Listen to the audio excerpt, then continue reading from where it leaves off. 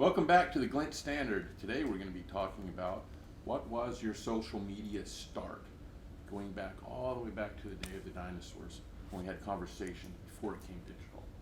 But not really. We're just going to be talking about the digital start off social media.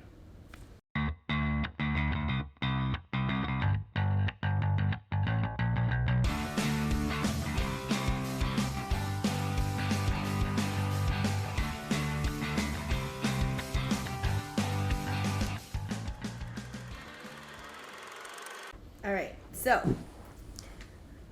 I grew up with social media. I did too. I've been there since social media started. I was there since social media started. I was growing the whole time too. Yeah, okay, we'll give you that one. So when social media first, came on the scene, were you an early adopter? Were you an innovator? Did you try to avoid it at first? What was your take on social media? Not for me. I looked at social media when it first came on as like dating stuff for trying to connect. And I was already married, so I didn't need any of that. Yeah. And then for me, social media really came to life back when we kind of started the business. It became a need for the business. Mm-hmm. So that's when we started, putting our profiles in and looking at what you could do. I think it was fun in the beginning because you were recording your moments with your kids. Mm-hmm. I wasn't a big "this is what I'm eating today" kind of guy. I didn't share a lot because I like to keep my personal life a little private. Mm-hmm. So I didn't really get it how open some people were to just putting everything out there. Yeah. And then noticed a lot of the kind of controversy that can come with all that stuff too. So early adopter, I would say no. Yeah. Necessity adopter, yes. Yeah. We also started getting a lot of our younger family members would invite you to things through social media. Mm-hmm. First calling or texting or doing any of that. So you kind of had to do it for that. So I had to evolve. You had to, yeah. See, and this is why I say I feel like I grew up with it, right? Yeah. So the very first platform, if anybody remembers, was MySpace. And so, I was never on that. See, ever. Okay, so MySpace was it, right? So you were able to go in there and low key, we had to know a little bit of coding, right? Did you fully know what you were doing? No. Were you possibly downloading a virus to put on your computer? Maybe. But did your background look glittery? Yes. Okay. MySpace was the place, okay, when you talk about all your business was out there, imagine middle schoolers, full range, no idea what the implications of putting your public information out there really was. Right. The drama that it would cause because you had top 8, okay? Imagine being somebody's top 8 significant other and you were not their number 1. Oh my goodness. Yeah. This is why I didn't get on. Okay, but again, remember, middle school. So the drama was just like on another level. But it really taught you, right? Eventually, as we got through high school, we did get Facebook, right? MySpace a little bit eventually became obsolete in the sense of the functionality was great, all the cool little features that you could customize, but it didn't really grow with us, right? And then Facebook came on the scene, and I had a best friend who went to college, graduated a year before I did, and it was when Facebook, if you remember, was invite only, and you had to have an EDU email, so from a university, to even be able to open an account. And if you got invited, it had to be by somebody that was already established within Facebook, right? And then eventually it became public, I think a year or so later, because they were like, whoa, we got something big here. And it's crazy to think how we were slowly learning with the tool, right? Like I said, with MySpace, it was just like this, I'm so sad, everybody's business was out there. And then as we grew with Facebook, all the cautionary tales started to come out, right? You start to hey, don't tell people that you're going on vacation, or don't say that you're doing these things, or one day your employer don't look at That's my a big Facebook. one, I think. Yeah, that's a big one. Sometimes your employer is going to be looking at this, right, to see what you do, what you're about, to learn more about. Even now, right, we apply for jobs, and it asks to add your Facebook profile on there, right, because they want to see what kind of things you're posting. So I would say, I mean, I wouldn't call myself an innovator per se, but I was there, right at the cusp of it, because I was also hesitant. I was like, ew, Facebook, what is that? But that's because MySpace was so cool in comparison, right? The doing so much. So you got to evolve and change, and even then you have hesitation on doing those Yeah. things. Think about all the channels that have come since then. Yeah. And some that didn't last there either. Yeah. You know, yeah. There's a bunch. I mean, I think about TikTok, right? Like, how big is TikTok now as a social media platform? And how many businesses still are hesitant to jump on that? For the same reason, right? You have to be aware now of the type of content you create, the type of audiences you're trying to reach, your goal, your purpose with joining each platform, right? Each one of them serves a different type of audience. The thing that amazes me about it all, I'm always looking at social from more of a business perspective. Mm-hmm. You hear rumors or you hear things like TikTok is an example, Twitter's another. Will TikTok be around in a year? Maybe the government's going to shut it down.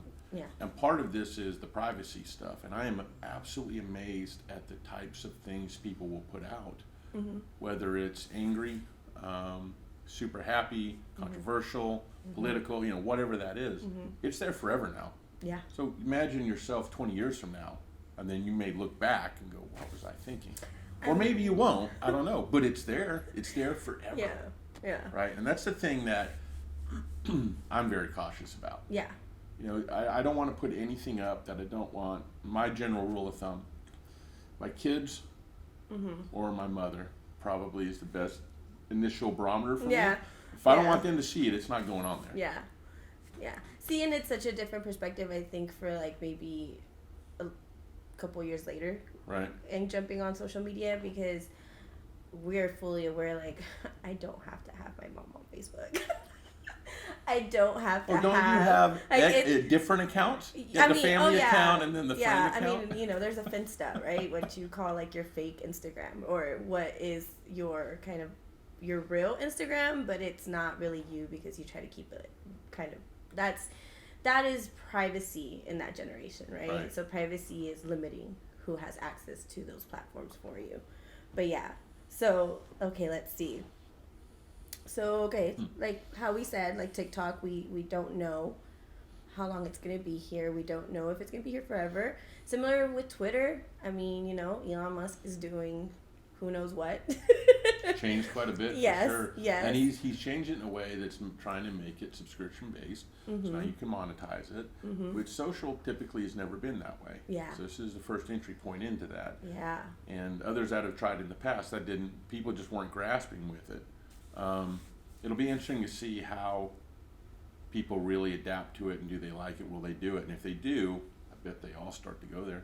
Oh yeah, I mean, I feel like, I think you and I have kind of talked about this before, but I think about it in terms of how a lot of like satellite companies, cable companies have claimed territory of airwaves, right? So after so much above us, right, feet above us, it belongs to somebody, even though it's free range, full open.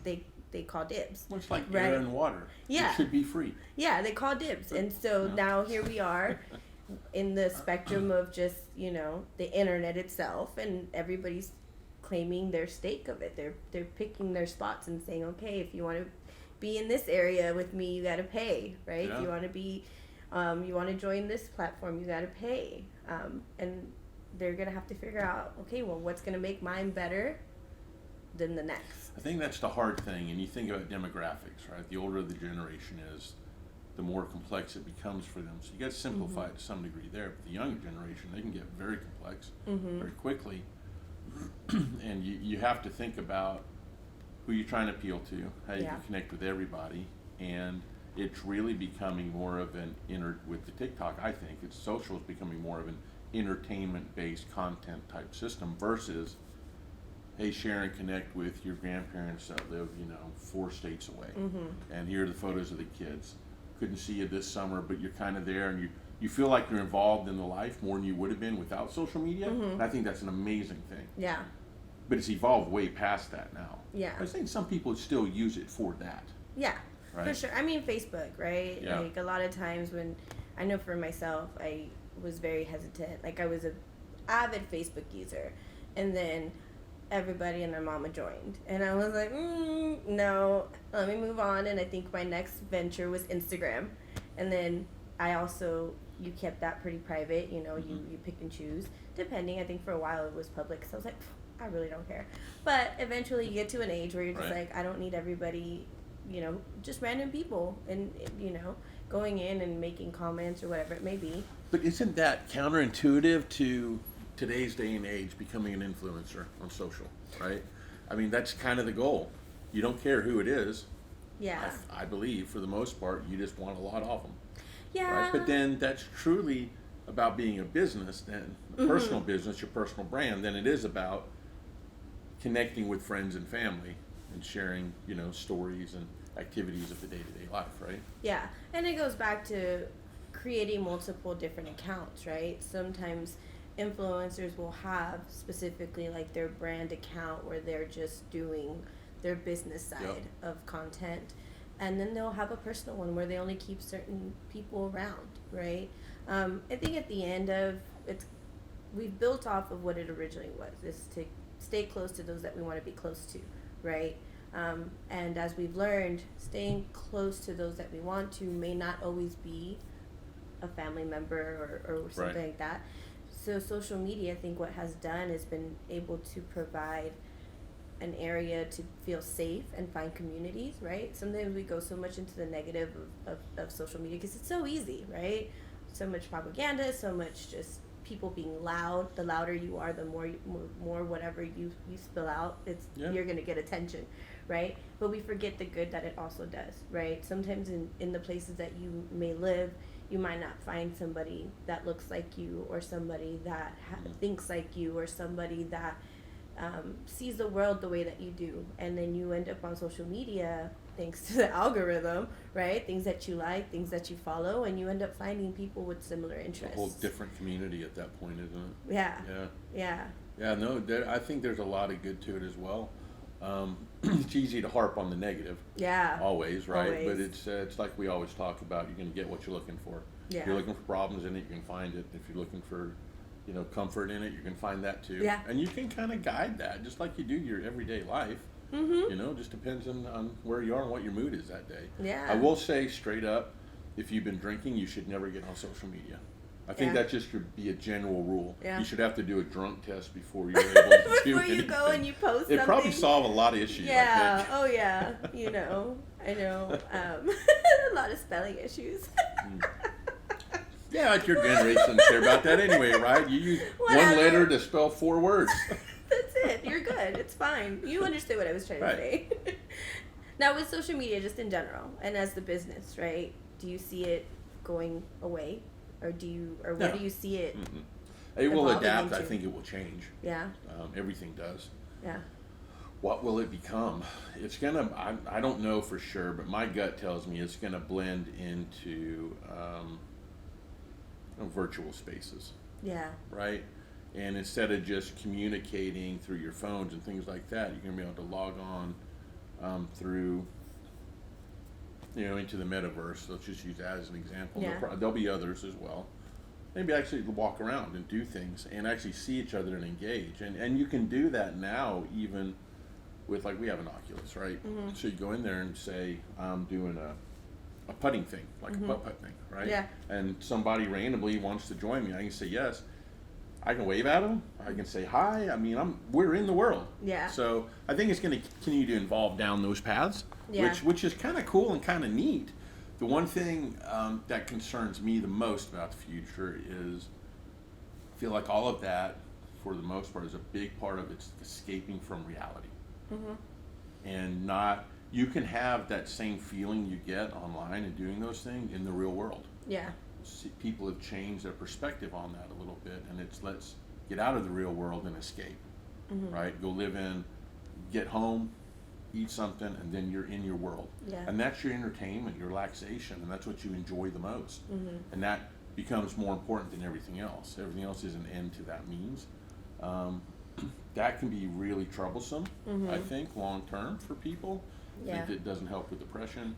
I think your online virtual world is important, but I think it's going to start to shift. If my worry is it'll start to shift to be the priority. Yeah. And I don't know if it's a bad thing, but it doesn't feel like it would be a good thing based on just human beings in general and what we need to be healthy mentally and physically. You got to do more than that. I think balance is the key to everything. For sure. Right? I agree. That's just me. It's an old guy sharing my thoughts on it. I mean, I agree. I don't think it's going anywhere. TikTok has just made it that much easier for you to go shopping. So if you have a shopping addiction and you just like a quick bargain or you follow certain people with certain styles and you're just gonna, they've integrated that, right? So it's just like there are some things where you look at it again, right? It's very easy to see negative, but where it integrates and it does facilitate, make life a little easier. But yeah, I agree. We need a balance. Just like we have work-life balance, I mean, I feel like we need a real-life digital life balance as well. I think that's the key to it all. Is balance, right? It's balance. So your first platform was MySpace? Yeah, my first platform was mine MySpace. was Facebook. Yeah, you see? Yeah. What was your first post? My first post, I'm not 100% sure, but I'm almost certain it was like a glittery GIF of some sort. Like a cute little like doll or something. That wouldn't surprise me at all. I was obsessed with Tinkerbell, so it could have been a glittery Tinkerbell. It probably was. Ooh, look what I can do. Yeah, I was like, that sticker's cute. Boop. Yeah. Mine was, the very first post, surprisingly, was about the business. Oh, of course. The very first post. Yeah. And then quickly followed by going to a Cowboys game for Thanksgiving. Oh, fun. Ooh, that's a big event. I want to share that. That's neat. Yeah. But I found as I've had the platform for a while now, I interact with them less and less. Because I don't know what it is about me that it just doesn't interest me. Yeah. And every time I'll go on, it doesn't matter what the platform is. My attention span is it's like the same stuff over and over through different people, or it's the same people that keep telling me the same stuff. Yeah. And it's just a redundancy of life for me. I'd rather sit and stare at a bird. Yeah. Flying through the sky. Well, as a social media person. I know. I totally get it. I totally get it. There's times where I'm like, just like, just scrolling for hours. I think that's the right? common thing, though. People can do that. Now, I've been caught in that before. Like, I'll get some weird thing that'll pop up on Instagram, and it's some dude dancing, and he looks really cool. Next thing you know, there's another dancing one, and another one. Next thing you know, it's 2 hours later, I'm watching all these people doing these little dance moves, and then they're throwing some dogs in there doing some cool stuff, and I'm done. It's the rabbit holes. Yeah. I like to call them rabbit holes. Yeah. We all go down them. But And then I go, what have I done with my last 2 hours? But it's no different than watching a football game. Yeah. I mean, it's not going anywhere, as we know, as we, especially here in the business, we know it's not going anywhere. It establishes credibility for people, right? Especially businesses, to let people know that you exist in the real world, but you've also established yourself digitally.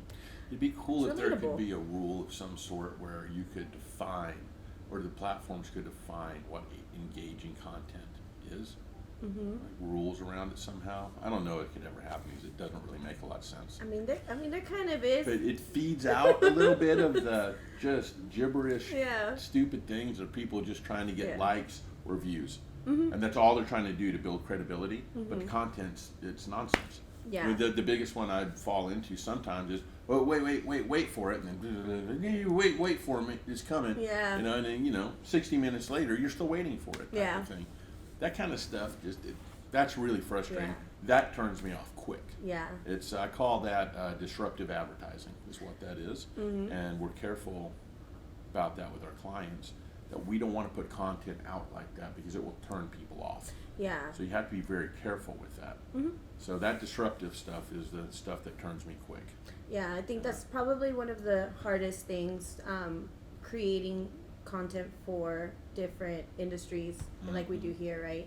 We have credit unions, we have nonprofits, that all serve different audiences, all serve a different purpose.